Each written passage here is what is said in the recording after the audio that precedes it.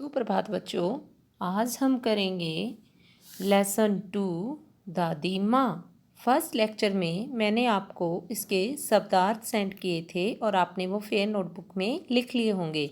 आज हम करेंगे लेसन रीड। क्या है लेसन का नाम? दादी माँ। लेखक हैं शिव प्रसाद सिंह। क्या है लेखक का नाम? शिव प्रसाद सिंह। लेसन का नाम है दादी माँ। तो दादी माँ तो सबको अच्छी लगती है ना, क्योंकि वो हमें हमारे मम्मी डैडी से भी ज़्यादा प्यार करती हैं। तो आज हम सब बच्चों की पसंद का लेसन पढ़ेंगे दादी माँ, क्योंकि दादी माँ को सब बच्चे पसंद करते हैं। तो शुरू करते हैं बच्चों लेसन।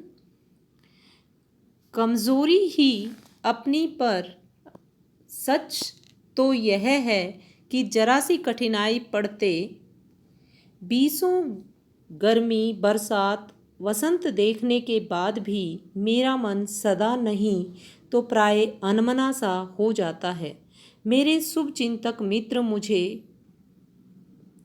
प्रसन्न करने के लिए आने वाली छुट्टियों की सूचना देते हैं और पीठ पीछे मुझे कमज़ोर और जरा सी प्रतिकूलता से घबराने वाला कहकर मेरा मजाक उड़ाते हैं।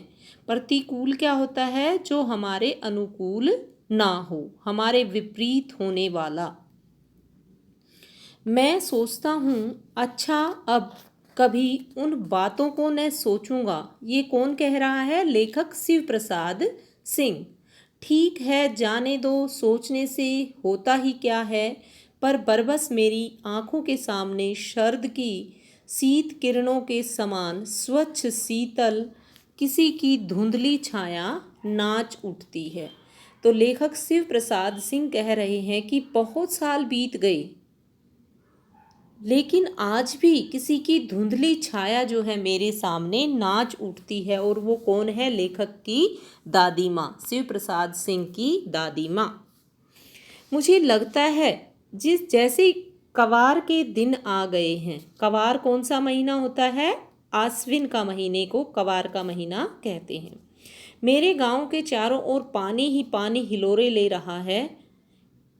दूर के सिवान से बहकर आए हुए मोथा और सोई, ये एक जो मोथा और साई होती है, ये एक प्रकार की घास है। बरसात के मौसम में जब नदियों में दूर से कोई घास बहकर आ जाती है तो उसी घास को कहा है लेखक ने मोथा और साई की अधगली घासें। घेऊर और बन प्याज की जड़ें, ये क्या होता है बेटा? घेऊर और बन प्याज।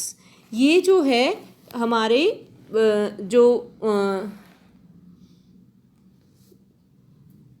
ये भी जो है उपजने वाली घासें ही होती हैं और जो ये है पानी में बहकर आ जाती हैं दूर दूर से। तो लेखक कह रहा है कि दूर के सिवान से बहकर आए हुए मोथा और साई की अधगली घासें, घेऊर और बन प्याज की जड़ें, घास की जो जड़ें हैं वो, तथा नाना प्रकार की बरसाती घासों के बीज। नाना प्रकार मीन्स अनेक प्रकार की बरसाती घासों के बीज सूरज की गर्मी में खौलते हुए पानी में सड़कर, खौलते हुए बहुत तेज उबलते हुए पानी, क्योंकि गर्मी में जो पानी है नदियों का वो भी उबलने लगता है, खौलने लगता है। पानी में सड़कर एक विचित्र गंध छोड़ रहे हैं कि गर्म पानी में जैसे वो सड़ गए हैं। जितनी भी घासें बहकर आई हुई हैं, घासें मतलब खरपतवार, रास्तों में कीचड़ सूख गया है और गांव के लड़के किनारों पर झाग भरे जलाशयों में धमाके से कूद रहे हैं। अपने अपने मौसम की अपनी अपनी बातें होती हैं। आषाढ़ में आम और जामुन न मिले चिंता नहीं, अगहन में चिवड़ा और गुड़ न मिले दुख नहीं, चैत्र के महीने में लाई के साथ गुड़ की पट्टी न मिले अफसोस नहीं। ये सारे जो है हमारे देसी महीनों के नाम हैं। जैसे हमारे जनवरी फरवरी महीने होते हैं, वैसे ही हमारे ये महीने होते हैं। चैत्र, बैसाख, आश्विन जैसे हमारे इसमें नेम आए हैं। लेसन के जो है लास्ट में मैं आपको इन 12 महीनों के नाम सेंड कर दूंगी, आप अच्छे से इनको रीड कर लेना। तो कहता है कि यदि हमें ये सब चीज़ें ना मिले, महीने के अकॉर्डिंग, जो भी महीना चल रहा है उसके अकॉर्डिंग हम अनुसार हमें चीज़ें न मिले, तो लेखक कहता है हमें कोई अफसोस नहीं है, परंतु यदि कवार के दिनों में इस गंधपूर्ण झाग भरे जल में कूदना न हो तो बड़ा बुरा मालूम होता है। कहते हैं खाने पीने की चीज़ें तो मौसम के अनुसार ना मिले तो उससे हमें कोई दुख नहीं होता, लेकिन जब कवार के महीने में वो घास बहकर आती है और वो गंध जो है झाग भरे जलाशयों में जो बच्चे कूदते हैं, यदि वो कूदना ना मिले तो बहुत बुरा लगता है। मैं भीतर हुड़क रहा था, 2-1 दिन ही तो कूद सका था, नहा धोकर बीमार हो गया। हल्की बीमारी न जाने क्यों मुझे अच्छी लगती है। थोड़ा थोड़ा ज्वर हो गया। ज्वर क्या होता है? बुखार। सर में दर्द और खाने के लिए दिन भर नींबू और साबू। लेकिन इस बार ऐसी चीज़ नहीं थी। ज़बर जो चढ़ा तो चढ़ता ही गया, रज़ाई पर रज़ाई, और उतरा रात 12 बजे के बाद। दिन में मैं चादर लपेटे सोया था। दादी माँ आई, शायद नहाकर आई थी, उसी झाग वाले जल में। कौन से झाग वाले जल की बात कर रहा है? उसी गंधपूर्ण झाग भरे जल वाले, जो विभिन्न प्रकार की घासें जिसमें जो है सड़ जाया करती थी। पतले दुबले सने सने शरीर पर सफ़ेद किनारीहीन धोती, सन से सफ़ेद बाल। लेखक जो है अपनी दादी माँ की वेशभूषा और उनका वर्णन कर रहा है कि वो देखने में कैसी लगती थी।